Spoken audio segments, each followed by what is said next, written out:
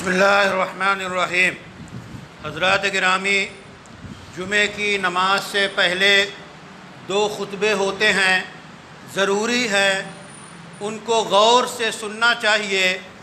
خطبے کے درمیان آپس میں بات کرنا، ایک دوسرے کو ٹوکنا، کسی نے کچھ کیا تو اسے کہنا کہ ایسا مت کرو، یا اس طرح کی کوئی حرکت کرنا، یہاں تک کہ زبان سے ذکر کرنا منع ہے۔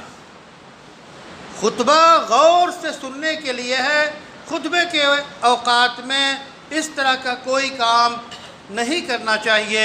علامہ شامی نے لکھا ہے کہ حرم ما حرم فی الصلاۃ حرم فی الخطبۃ، کہ جو چیزیں نماز میں ممنوع ہیں وہ چیزیں خطبے کے دوران بھی ممنوع ہیں۔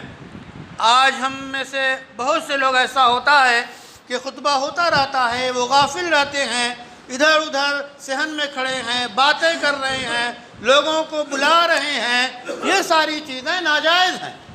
بیٹھ کے موبائل ہاتھ میں لے کے کھیلنا، موبائل کو حرکت دینا، یہ ساری چیزیں ممنوع ہیں۔